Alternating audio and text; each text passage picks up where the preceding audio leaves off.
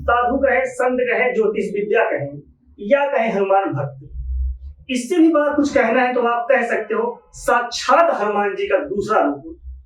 आखिरकार इनके पीछे क्यों पागल हुई है जनता, इनके एक दर्शन को पाने को क्यों दीवानी हुई है हिंदुस्तान और ब्रिटेन जैसे देश के लोग, आखिरकार क्या जादू कर दिए ये। अब आप लोग तो जान ही गए होंगे जिनका नाम है श्री धीरेन्द्र शास्त्री जी महाराज यानी बागेश्वर धाम सरकार। नमस्कार, आदाब, सत श्री अकाल दोस्तों, मैं नीरज शर्मा।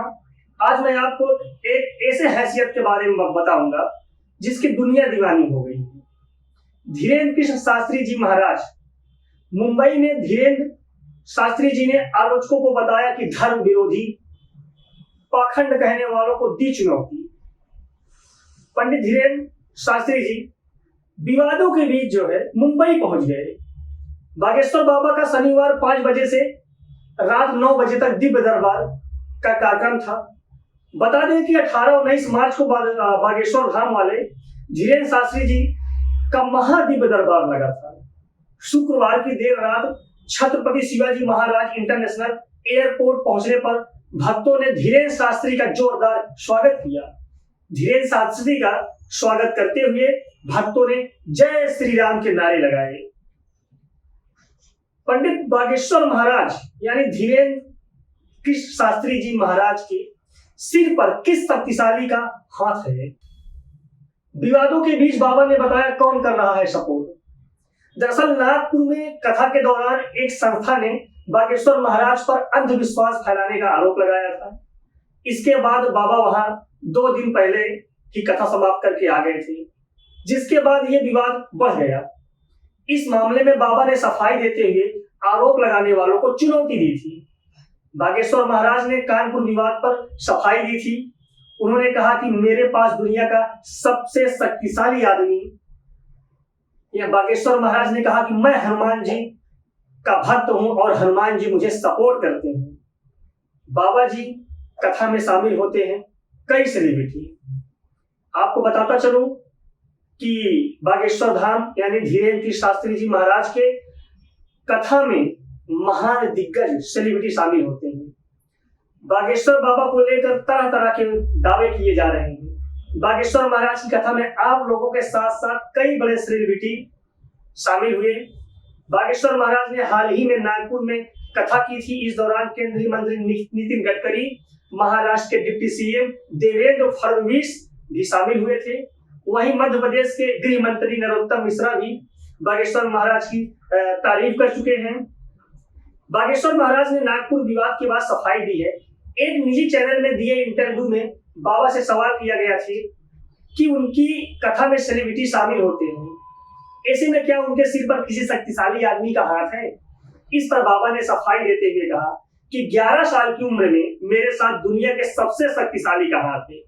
उन्होंने कहा कि मुझे किसी राजनीतिक पार्टी के सपोर्ट की जरूरत नहीं है। बागेश्वर धाम सरकार ने कहा कि मेरे ऊपर 11 साल की उम्र से बागेश्वर धाम के हनुमान जी का सपोर्ट हुआ है। उन्होंने कहा कि मैं किसी भी तरह से राजनीतिक आदमी नहीं। जो लोग मेरे कथा में आते हैं वो केवल धार्मिक आस्था के कारण आते हैं। उन्होंने कहा कि हनुमान जी से ज्यादा शक्तिशाली कौन हो सकता है। जब मेरे साथ हनुमान जी का साथ है तो मैं किसी बात से डरता नहीं हूं, मुझे किसी से डर नहीं लगता। आपको बताता चलो कि क्या बागेश्वर धाम सरकार की जान को खतरा है? जान की खतरा के सवाल पर बाबा ने कहा कि जिस तरह से मेरे खिलाफ साजिश की जा रही है मैं उससे परेशान हूं। उन्होंने कहा कि जब से घर वापसी मिशन में लगा हूं, लोग मेरे खिलाफ साजिश कर रहे हैं। उन्होंने कहा कि बागेश्वर धाम सरकार से सवाल किया जाता है लेकिन कभी भी पादरी और मौलवी से सवाल नहीं किया जाता है। बागेश्वर महाराज ने कहा कि मैं किसी से कोई दक्षिणा नहीं लेता हूं, लोगों की आस्था है इसलिए वो बागेश्वर धाम के नाम पर अपनी मर्जी से देते हैं। उन्होंने ये भी कहा कि कैंसर हॉस्पिटल बनवा रहा हूं। मौलवी, पादरी और बागेश्वर धाम पर फर्क बताते हुए बागेश्वर सरकार ने कहा कि हम लोगों को धर्म के नाम पर गुमराह नहीं करते। मैं लड़कियों की शादी करवा रहा हूँ, अन्नपूर्णा चला रहा हूँ, इसके साथ ही 400 बेड का कैंसर अस्पताल का निर्माण करवा रहा हूँ। मैं लोगों को हिंसा के लिए प्रेरित नहीं करता हूँ, मैं आतंकवाद नहीं फैलाता हूँ। उन्होंने कहा कि बागेश्वर धाम में आने वाले भक्तों को पता है कि बागेश्वर धाम में लोगों को किस तरह की सहायता दी जाती है। ना मैं भगवान हूं, ना मैं हनुमान जी और ना ही संत हूं, बस गुरु जी का दिया हुआ चोला पहनता हूं। बागेश्वर धाम की सफाई।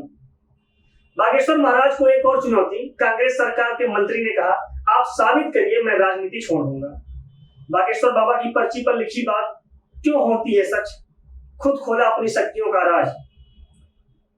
मैं आपको बताता चलूं कि बागेश्वर बाबा के दरबार में हिंदू बन गई मुस्लिम महिला, चमत्कार देख कहा सनातन धर्म श्रेष्ठ है।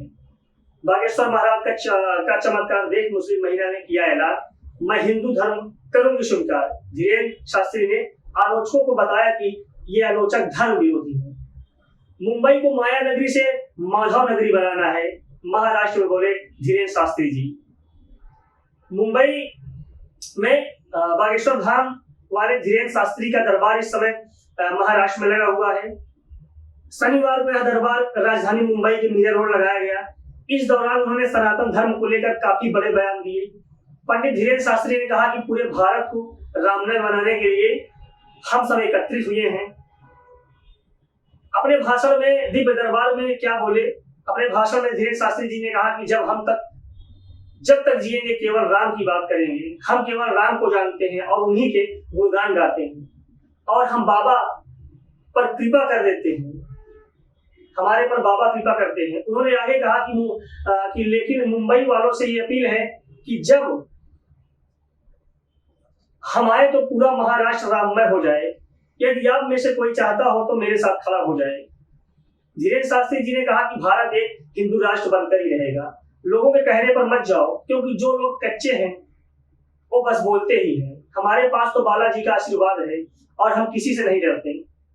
आगे उन्होंने सवालिया अंदाज में कहा कि लोग कहते हैं कि कोई चमत्कार नहीं होता है, लेकिन पिता कहने से कोई चमत्कार नहीं है तो क्या है?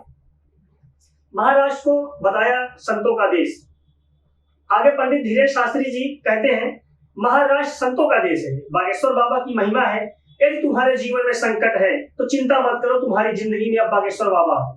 पंडित धीरेन्द्र शास्त्री अपने दरबार में कहते हैं, हमारा मकसद इस देश के लोगों को तांत्रिकों से दूर करना है, जिन्हें अब जगह जगह भटकने की जरूरत नहीं है।